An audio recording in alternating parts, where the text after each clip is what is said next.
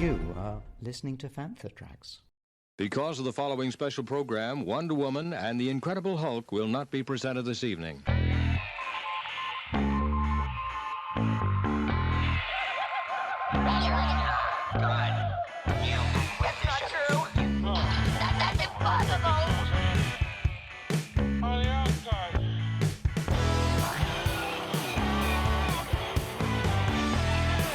It's time to get all your Star Wars news in a single file.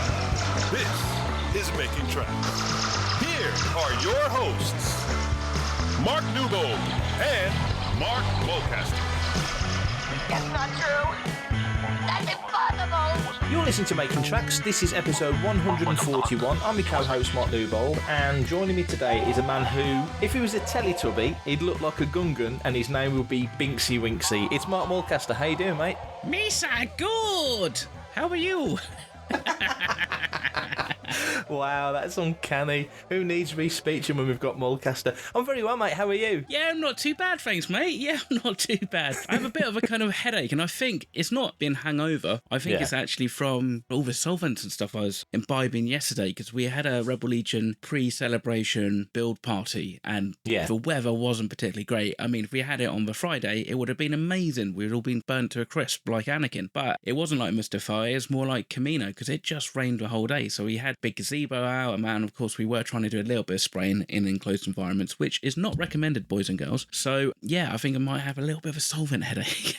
Oh dear, well, imbibing them is a bad idea. There are only 289 days to go to celebration, so good on you for getting started early. British summertime, isn't it wonderful? Oh, it's great. I'm going to ask you a question. Have you had any new purchases land into your collection? Well, the only thing I've had come through this week is the Vanity Fair issue with Rosario Dawson and Ewan McGregor and Diego Luna and Pedro Pascal on the cover. Didn't expect to find it. Went into a petrol station to get some petrol, weirdly enough, which is like being held up by a highwayman as it is.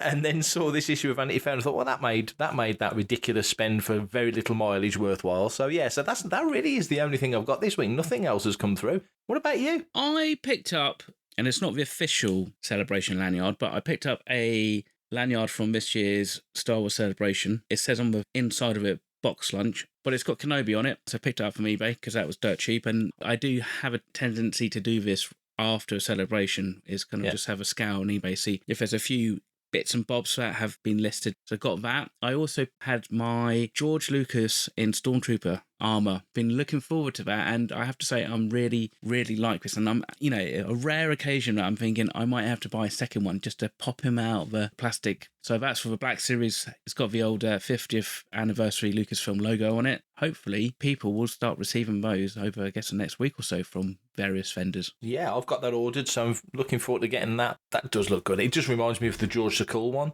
Yes. That they did for Celebration 2. Yeah. I wonder if he's still wearing the plaid under the Stormtrooper armour, though. That's what I've always wanted. I'd like to think so. You'd like to hope so. That's what maybe Hasbro need to do. They need to do a figure where you can actually take the armour off, and George is actually not in a black bodysuit, but like he's in his plaid and his jeans and his white trainers, or white sneakers, I should say. That is the Lucas uniform, really, isn't it? Yeah, if I had a nice big beard, I think I'd be cosplaying as George, because that's quite a comfy little cosplay to be wearing and strolling around a celebration in, I think. Before we get too far down the Mark is going to dress like George Lucas route, let's talk about a little bit of Star Wars news.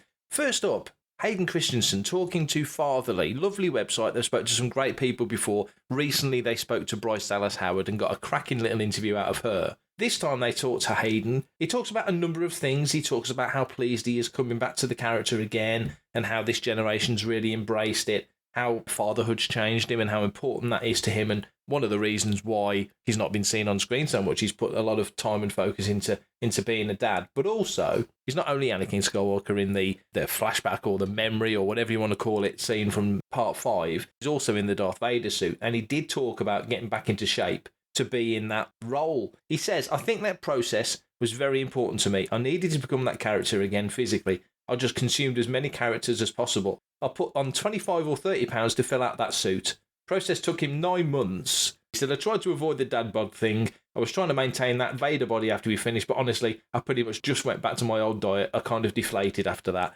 What did he make of this? It feels like him being Vader, to justify him coming back in other than just a brief flashback or the odd face shot here and there, filling the suit was kind of important, wasn't it? Yeah, I think so, because I think it's, a completion of a character. We talk sometimes a little bit negatively, I think, about how Pedro Pascal is clearly not in that Mandalorian armour. We've said there's convenience to that sometimes because it means that, one, you don't have to pay his appearance fees, and two, stunt performers tend to bounce a little bit better than actual actors, or at least they know how to roll, so therefore they're a little bit more resilient. However, I could imagine from a character like Darth Vader and Anakin, bearing in mind that Hayden spent 2 films as Anakin, and he only did spend a little bit of time as Darth Vader in the suit right at the end of Revenge of the Sith, and that was very much a kind of Frankenstein stiff performance, and of course it would be. I think anybody would want to kind of have that opportunity to give it a crack and see how maybe you could fuse the 2 performances together a little bit. Good on him for wanting to do it, because it's not the most comfortable of costumes to put on and wear, especially for any prolonged period of time.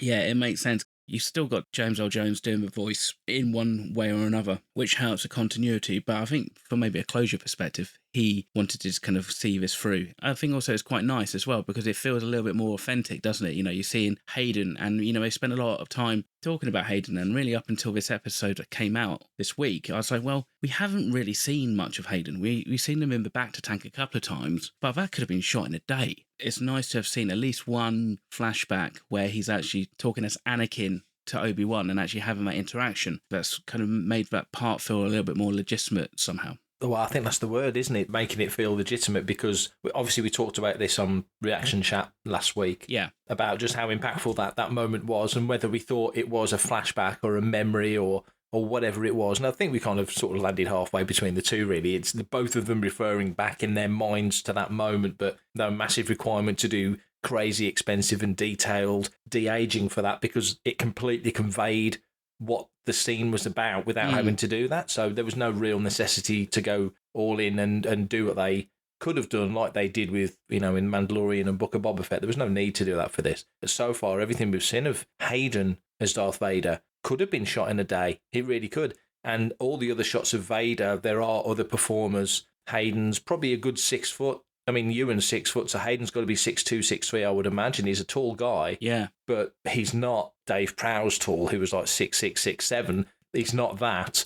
So obviously you're bringing other performers for that. But of course, with modern visual effects and just the old tricks, force perspective and stuff, it's very easy to have a guy who's 6'3" look like he's 6'8" if you shoot it in the right way. For him to get into not only into the headspace, but also just to re-inhabit the character after all that time. And also one of the things that's been very well received of the series in general, quite apart from the central performances, which have uniformly been fantastic, is you're getting some of the best Vader that we've ever had. This episode, Vader looked Empire Strikes Back amazing, and he's seeing him do stuff that they've hinted at, certainly in comics, especially in the comics, some big move stuff. They're staying just south of Force Unleashed levels, but they're just about keeping it right. This week holding the ships down and ripping it apart, you think back to Rey think ahead, really, if you think about it, to Rise of Skywalker, and just different moments. You're seeing stuff that we know Jedi and Sith can do, but seeing it in such a well-presented way, it's really adding some great stuff. But I think, wouldn't surprise me, and it's another question, really, wouldn't surprise me one iota if, okay, maybe let's leave Kenobi as a project alone for a couple of 3 years, because we saw Anakin as a 9-year-old in The Phantom Menace. In Kenobi, we've seen Luke and Leia as 9-year-olds. In The Phantom Menace, we saw Padme as a 14-year-old. If you give it another 5 years, he's still 5 years shy of A New Hope, gives everybody time to breathe and other projects to happen, and then you return to the characters of Luke and Leia when they're 14, like their mother was. I know it sounds like a daft gimmick that doesn't mean anything to anybody, but we've seen all 3 of these central characters now as 9-year-olds. It just struck me as odd. We can now stack up pictures of Anakin, Luke and Leia as 9-year-old kids and put them together as a thing. Do you know what I mean? Yeah, and I don't think they're going to do a new series of Kenobi next year or the year after. They'll let it gestate and plan it and do it somewhere down the line. I don't think there's any rush to do it straight away. Maybe there is the possibility to do a mini-series like this more focused on Vader, Anakin, Coruscant, Mustafar, the Emperor, the Sith, the Inquisitors. There's a lot of moving parts in and around Vader as a character that you could really do something with. No, I think you're right. I've always been fairly cautious with my opinions when it comes to should there be a Vader series. And I think that's partly because you don't necessarily want to end up, lessening the character somehow, especially by the time of A New Hope. Vader as the persona is definitely well established, and you don't just think that a year or two before he's still going to be moping after Padme. But I think what with how they've set up the Inquisitors and that hunger for power between them all, I think you could very legitimately have a Empire-centric series. You could bring in stuff like Crimson Dawn and Black Sun and, the criminal element of it. Vader seems to get entangled quite a bit, and he uses them quite a lot, especially in the Marvel comics. Something like that would be quite a fascinating watch because of what we've seen in Kenobi. And because of what we saw in Rogue One, I don't necessarily think we're likely to get to that point where he's going to start pulling down Star Destroyers. The fact that he was able to pull down that ship is a great example of just showing how powerful he is. But obviously, we've kind of seen that by Rey. And it's always the first time you see something is the one that feels most irksome, like it's not right. But then the moment you see somebody else do it, it kind of feels justified. So I think they probably just about skirted the right line for his abilities in this series so far. One episode left and it could all go out of a window. They are pretty careful when it comes to character ring fencing of abilities, and we don't give them enough credit that you maybe discussing this and making sure that it all kind of lines up. I mean, it's not going to line up perfectly because we're trying to retrofit stuff into a 40-year kind of narrative. I think it's close enough that I think the casual viewer and I think the average viewer who isn't so het up and so anally retentive about these things is probably just going to have a great time watching it. Okay, so on that subject of being het up and anally retentive, which may just end up being the episode title of this episode of Making Tracks, because we've now got Hayden back in the role of Anakin and Darth Vader, and if they did do something else, like we've just sort of mapped out, if they wanted to go there, there's options and such, and you've got a character now, because of the makeup, because of just the situation, that you wouldn't necessarily need or feel the requirement to just set it at this time period, because Ewan's the right age for Obi-Wan. Doesn't matter so much that Hayden is the right age for Vader. If you wanted to do a Vader story that started now and move forward into the original trilogy, and you saw stuff in there, you still got James Earl Jones doing the voice, as you say, you could move right up to the end of the OT if you wanted to. Do you think there would ever be the time where Sebastian Shaw unmasked at the end of Jedi gets replaced, because you've seen so much of Hayden with the helmet off, that they get to that point, and just like George replaced the Force Ghost, somebody somewhere says, that's the one thing that just doesn't quite fit anymore, and we've got so much content of this guy owning the role, and God bless Sebastian Shaw, he was Anakin Skywalker to a generation, but now you've got a whole bunch of people who'll watch everything else they've watched, and then the helmet comes off and it's that old guy, and they go, who's that? Does that make any sense? Yeah, I know what you're saying. That's one of those purist versus story debates, isn't it? I mean, to be honest, it's like I had a hard time with them replacing the voice of Boba Fett in Empire Strikes Back and Jedi, and also even the extended scene from Empire where Vader is talking to the Emperor. And whilst it was written in a way to kind of line up the Anakin prequel story a little bit, I just kind of feel like it's erased a performance. But then I think, it could be done.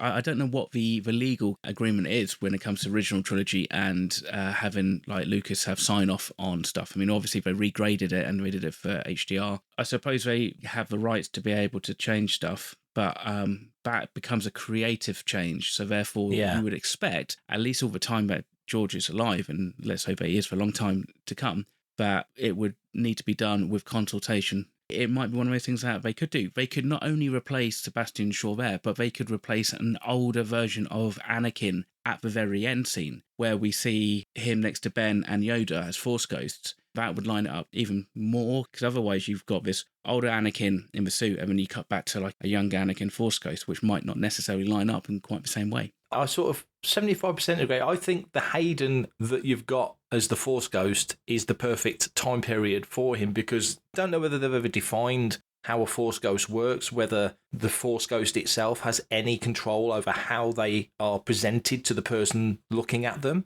Because I wonder if Obi-Wan is talking to Luke he of course looks like the Alec Guinness Obi-Wan, but if Obi-Wan was talking to Yoda, let's say, and it's just the two of them talking, maybe it would look like the Ewan McGregor era of Obi-Wan. So all I think is that the last time that Anakin was pre-Mustafar Lava Pit Anakin, he looks like he did in Revenge of the Sith, because of course that was when they filmed that Force Ghost scene. Yeah, exactly. So I think that's how he would look if he was looking like a 40-something-year-old Hayden as a Force Ghost at the end. He never physically looked like that. That's why and I love the Sebastian Shaw stuff, but Anakin never looked like that. He never physically presented like that. He was scarred for 25 years or whatever it was. Yeah. So I think there's workarounds. Of course, there's things they can do. I'm just putting it out there. I'm not saying it's a good idea or a bad idea, but I just wonder if they go so far down the path of giving us, and I hope they do, because it's all great content, giving us more of Hayden as Vaderkin, that at some point you've gone so far down the line that you go, well, actually, I know this is Return of the Jedi, one of the most highest grossing and greatest movies ever made, but we have made tweaks to it before. Just this one tweak in this one scene lines up, where we replace... I mean, there's another argument for putting the very original versions of the films out on Disney Plus, isn't it? You get to see every performance then. What are you trying to serve? You're trying to serve the story, or you're trying to serve continuity? The only way to do it would be to have the original versions of the films as an option to be viewed. And maybe what they do is they put them in the Star Wars vault kind of area. Where the Ewoks and droids are and all that. Exactly. Just the original 35mm print, as it is, warts and all, and people can watch it. And then on the main screen, you've got 4K HDR rescans with Hayden in there and everything else like that. And then people can pick and choose. Hi, this is Hugh Quashing. I've had great pleasure in recording this interview for Fan for Tracks. So July the 12th on Vice TV, we'll see the debut of a new series delving into the Star Wars galaxy. It's called Icons Unearthed. It features the first ever on-camera interview with the editor of A New Hope, Oscar-winning editor, no less, Marcia Lucas. The show is going to talk all about the editing of the original film, lots of different story elements that she would have been privy to. It's not just about Marcia. There's all sorts of folks involved. Anthony Daniels, Billy D. Williams, Paul Hirsch, who I know you spoke to, Mark, Phil Tippett, Rick Baker. There's a whole slew of people. Some friends of ours in there, Gus Lopez, Tom Spina, all sorts of folks. Michael Pennington, who played Moff Gerard, is narrating it. Any kind of dive into the OT era is fascinating. This is brand new. This is fresh perspectives. What do you make of it? Oh, I'm really excited to see this, because I think this is going to be one of those documentaries that could really lift the lid. And it's very rare to get any comment with Marcia Lucas whatsoever. And so to have her on record also along with Paul Hirsch be fantastic. It was such a unique way of editing a film, and they were really crunched for time. Anything that dives into that OT era is massively of value, but Julian Glover, of course, was there for Empire. Ian McDiarmid's been there for everything. Rick Baker is always interesting to talk to because of his work on A New Hope. So there's some real big names involved in there. We still talk about it like it's just happened. It's 10 years since Disney bought Lucasfilm. George Lucas has been away from it for a long time and is happily enjoying his retirement. Very well earned. When things like this come along, when you get a potential insight into a relationship that even as kids we knew enough, that really affected him. He puts the focus off Star Wars and onto Skywalker and building the ranch, raising the kids. What do you think about learning more about that? There's a natural sort of next door neighbour gossip element to all of us who kind of want to know, because you kind of want to know to be almost nosy, but then there's little part of me says this isn't for us to know. What do you think we're going to get? Marcia Lucas, I mean, I don't want to say she's been erased from history, like Lucas from history, but it seems like there's been a bit of a narrative change to her involvement, and also I think her contribution as well. The focus tends to be on Paul Hirsch and Richard Chew, and that's taken absolutely nothing away from these two fantastic editors. Paul Hirsch, even in his book, attributes that some of the stuff, like some of the scenes and ideas, came from Marcia. Obviously, it would be fascinating to understand a bit more, because, she was there in the original drafting and treatments and, the pitches, and it'd be interesting to just get a warts and all perspective interview from her. I mean, obviously, I don't know how much we are going to get from her per se in this, and obviously, if this has had some kind of oversight by Lucasfilm legal. Yeah, that's a good point. Which is always, and that's always the thing, isn't it? It's, unless you're ballsy editor like J.W. Rinsler became actually in the end, and just kind of started to report some of this stuff regardless. Yeah, it's always going to be difficult to know exactly where the truth lies. Normally, 9 times out of 10, the truth kind of lies somewhere in the middle between different perspectives. Yeah, true. They were married, so they're sitting opposite on the other side of the breakfast bar in the morning. Yeah, you know, if he's going to bounce ideas off anyone, she was a creative and is a creative person, so he's going to bounce ideas off her. So like you say, she's going to have had every eventuality, every likelihood. The first time anybody ever heard about Han, Luke, Leia, Darth Vader, she was the first person that probably heard any of it. Yeah, exactly. It'd be interesting to find out if there was one idea that George kind of pitched to her and she just went, no, completely changed the course of, like, you know, Star Wars story. God love him, George has had a tendency to change his own history of the creation of Star Wars over the years. I mean, whenever we get the opportunity to see and hear any kind of like new perspective on that original trilogy, I think it's always going to be worth the time for us to sit down and watch it. Just one final line from this when they say the origin of the idea that Darth would be Luke's father. Were there really originally plans for 9 movies? George said 9. At one interview he said 12. When we got to the prequel trilogy, there were only ever 6. It's going to be fascinating. There's 6 episodes. It starts July 12th on Vice TV. Fingers crossed we get it in the UK. I'm sure we'll watch it one way or the other. Certainly, we'll be talking about it on Fantha Tracks because it sounds like it's going to be absolutely fascinating. For everything in one location, daily news, reviews, interviews, podcasts, video, and social media feeds, bookmark FanthaTracks.com for Star Wars news 24/7, 365.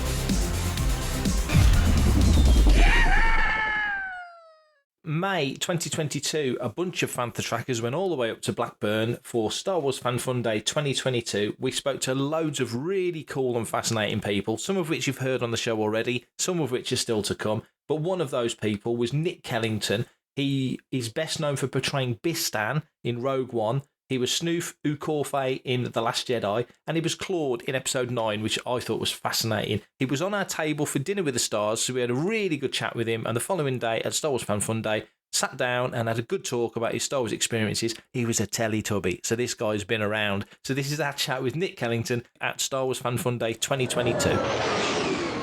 So we're here at Star Wars Fan Fun Day. I'm looking out at the pitch at Ewood Park, Blackburn Football Club. I keep still wanting to say Burnley, but I've got to remember not to say Burnley. I'm here with Nick Kellington. How's it going?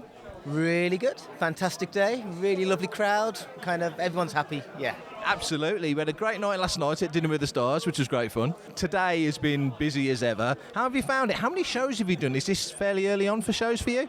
Yes, it is. I've probably only done about 5. I mean, obviously the last couple of years have been a bit weird for everybody, so, you know, that slowed everything down. But, you know, things are picking up and hopefully I'll be doing a few more soon. Yeah. And do you enjoy it, the interaction? Some people relish it. Some people love telling stories. Some people are a little bit more reticent, have to warm to it. How do you find it?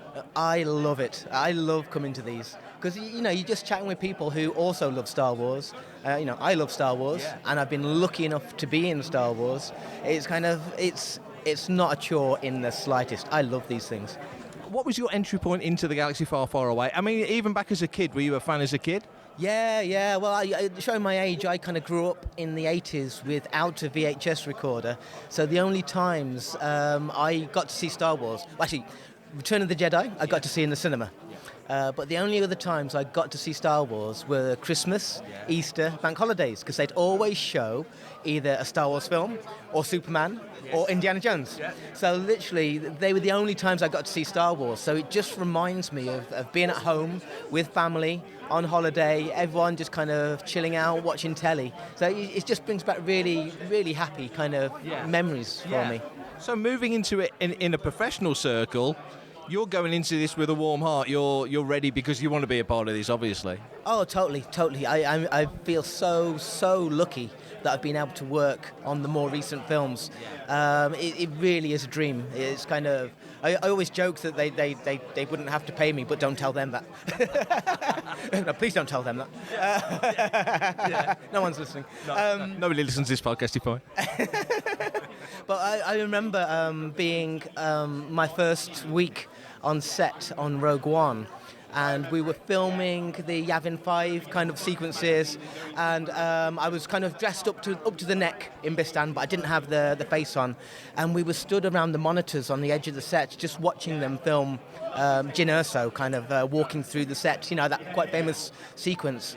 And I was stood there with Brian Herring and Dave Chapman, and we were all just watching the monitors. And I think Brian turned around to me and said, "You've got that stupid look on your face that we had last year. And you're grinning like an idiot."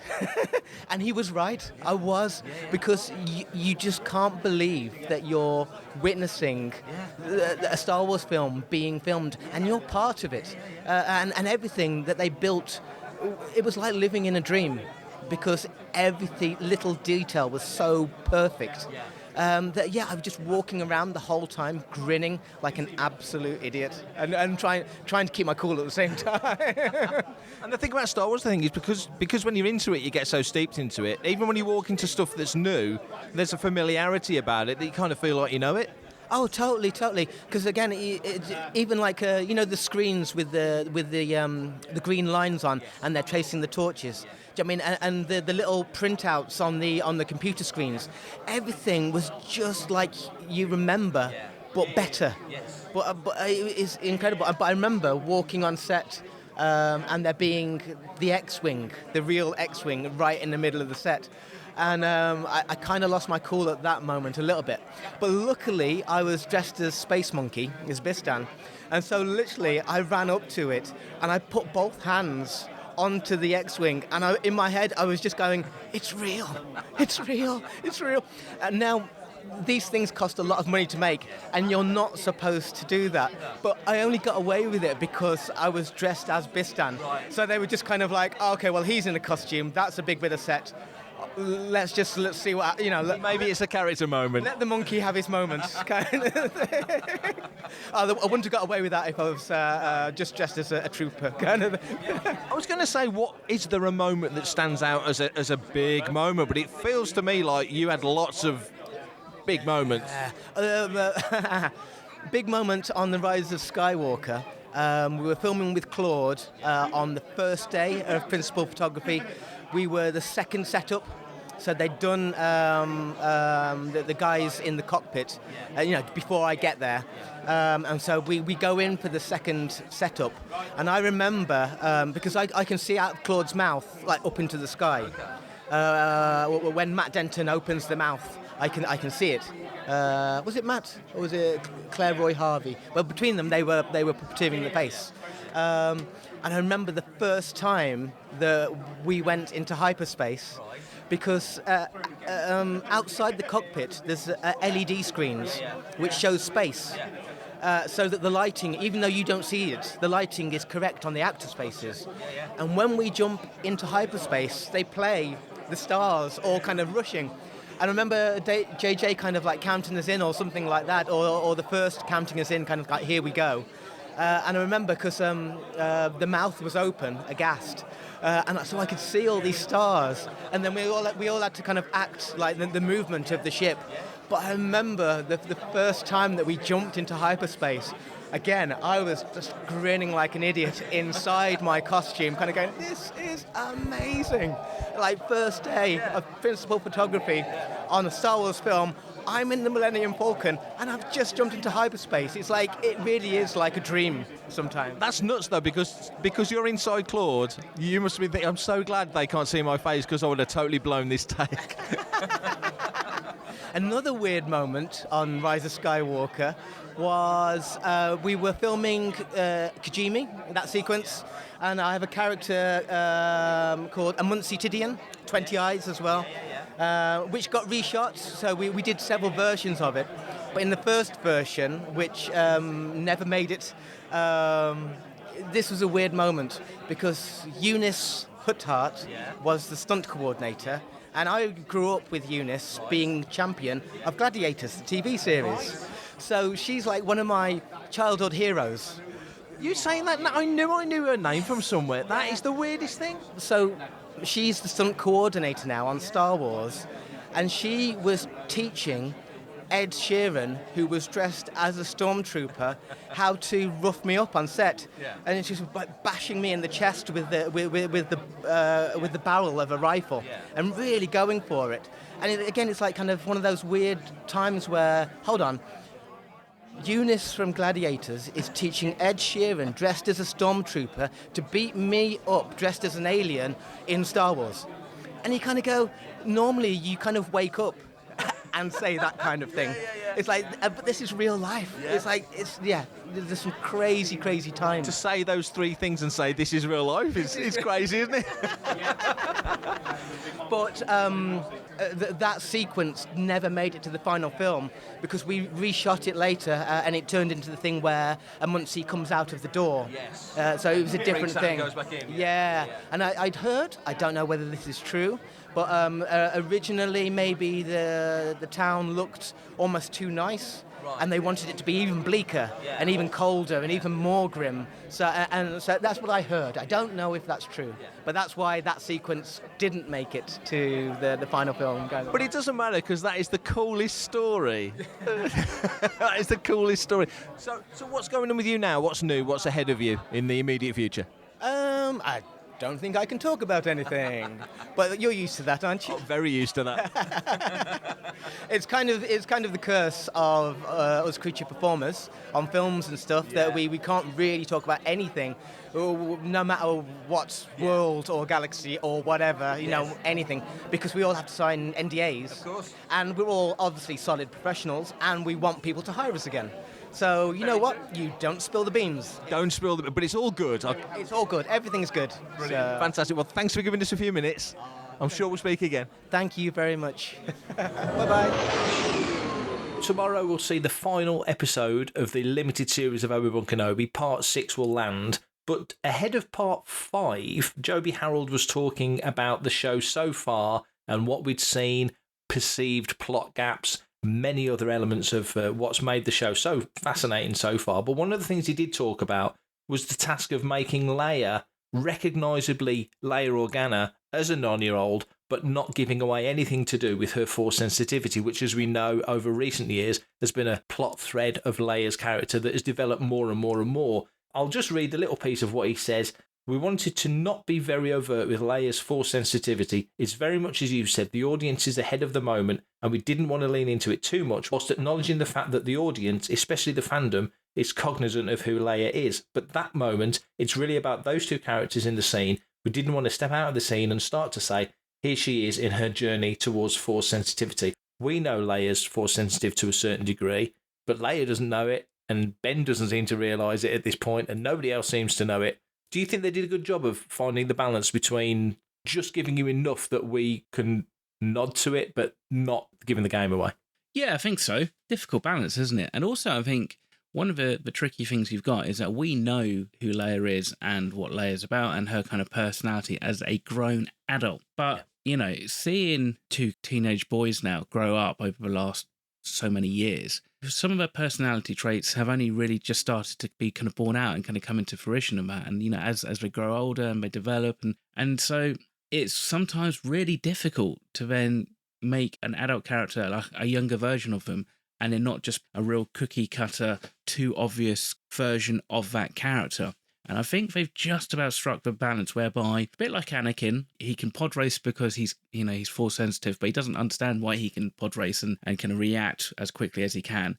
Leia's kind of like very perceptive, and that's her skill set. You know, she's not going to be aware of it. And, you know, basically, I'd imagine her parents just think that she's just a bright little young thing, which is, you know, fantastic. You know, we assume that both Bail and Bria Organa don't really have any true understanding of what the Force is and how it would manifest in a Leia character or in anybody at that age. So you kind of think that, you know, she's just been left alone to grow and develop as she wants. So Ben, of course, is the moment you put another Force sensitive in her orbit, like Obi-Wan and then Reva, it's like how much would they then detect? And so obviously when Reva's probing her mind, that's when you kind of think, well, yeah, obviously that's the point when somebody's going to kind of maybe think, oh, hang on a second, there's a little bit more to this kid. I think it also goes to show that Reva is fairly inexperienced, at least in terms of identifying Force sensitives. Otherwise, I think she probably would have flagged that and put greater emphasis on Leia's abilities at that point, rather than just kind of like let her go so easily. Obviously, that's down to how she's so fixated on Obi-Wan. So maybe she's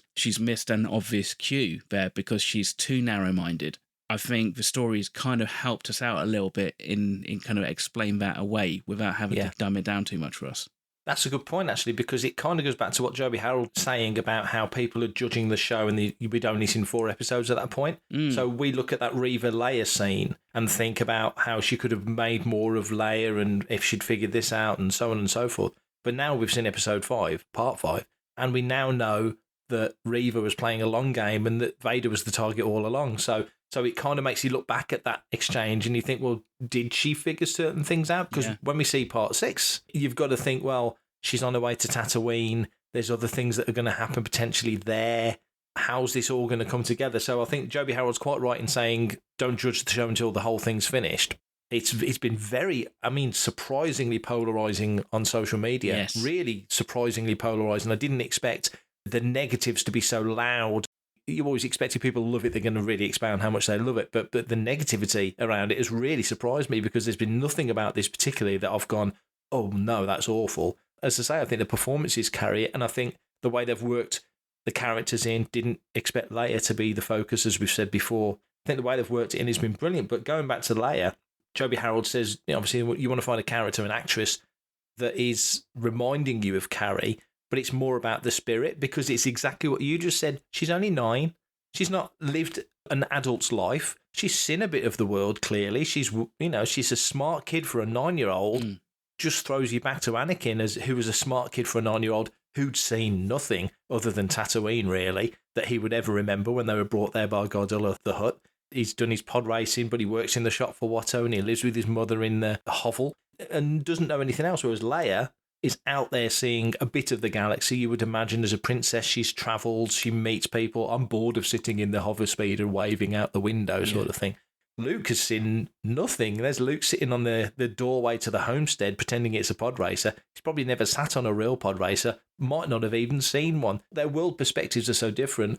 But as you say, you can't present Leia as just a mini version of Carrie Fisher's Leia because she hasn't lived the next 9 years or 10 years or whatever it is until we get to Star Wars. And by doing that also then I think it's a disservice to the character and the potential other avenues and story developments and storytelling that we could then have. Even Claudia Gray's book, Leia Alderaan, which talks about her when she's about 15, 16 or something like that, doesn't show a fully formed Princess Leia that we see in A New Hope. It's, starting to build cues towards that, and obviously what we then see with her role in the Resistance. But at the same time, you've got to allow these characters to have these arcs, both in the series, but also then in the overall canon of storytelling. Otherwise, they're going to be a little bit uninteresting. I mean, it's frustrating. I just wish that by the end of the series, Joby can just kind of go on Twitter or I'm sure he's too classy to do it, but basically, I've told you so. And he can come on Fantha Tracks and say it. He's more than welcome to. Yeah, absolutely. Because, that's the thing. There's critical breakdowns and stuff like that, and I'm all for that. But when it becomes a little bit too insular, a little bit too narrow-minded, and it's because it doesn't line up with somebody's headcanon or something like that. So some of this stuff, I think, even once it's been explained,